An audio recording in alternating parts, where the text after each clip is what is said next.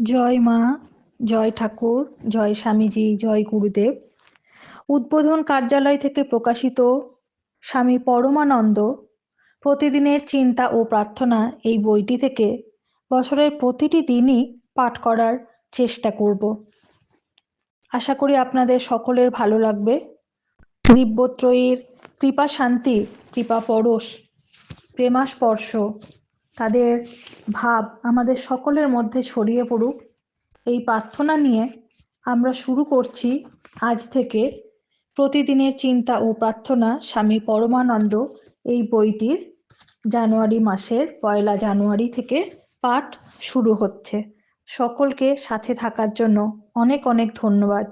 যদি আপনাদের এই পাঠ ভালো লাগে অবশ্যই আমাদের চ্যানেলটিকে সাবস্ক্রাইব করবেন এবং অন্যান্য সকলের সঙ্গে শেয়ার করবেন। অনেক অনেক অনেক ধন্যবাদ। সকলে ভালো থাকুন, সুস্থ থাকুন। জয় ঠাকুর। ঠাকুর, মা এবং স্বামীজির কৃপায় ফেব্রুয়ারি মাসের পাঠ খুব সুন্দরভাবে সম্পন্ন হয়েছে।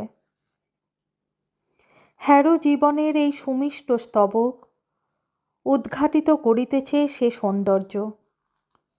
সৃজিত হয় না যাহা মৃত্যু ধর্মা হস্তের ছোঁয়ায়। দেখিতে পাই না যারে আমাদের এই আঁখি দুটি। ইন্দ্রিয়ের অনুভূতি পারে না ধরিতে যারে, তথাপি গোচরীভূত অনুভূত তাহা শুধুমাত্র শুদ্ধ ইন্দ্রিয়ের। হে পুত পরমা শুদ্ধি, স্বর্গের আলোক, পূর্ণ কর জীবন আমার স্বর্গীয় সে দীপ্তিতে তোমার।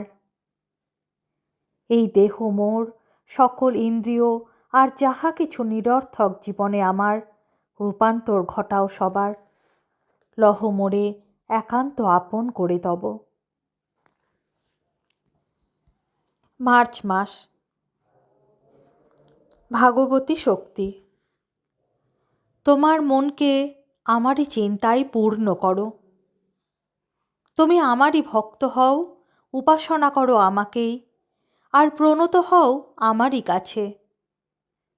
এইভাবে তোমার হৃদয় আমাতে দৃঢ় নিবদ্ধ হলে আর আমাকে তোমার পরমাগতি ভাবনা করলে তুমি আমারই কাছে আসবে। ভগবদ্গীতা।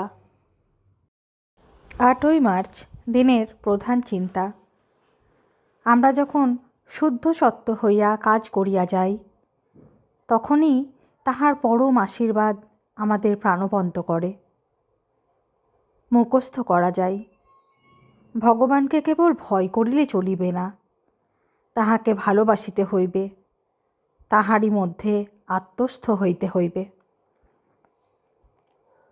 উপদেশ। মানুষ যখন অন্তর্জীবনকে অবহেলা করে তখন নিজেকেই সে বঞ্চনা করে। মানুষের নীচ প্রবৃত্তিগুলো যখন প্রবল হয় তখন নিজের শত অনিচ্ছা সত্ত্বেও সে আপনাকে ঠকায়। আবার যদি তাহার উচ্চ বৃত্তিগুলো উপরে উঠিয়া আসে, সেগুলি সেজন প্রকাশ করিতে পারে।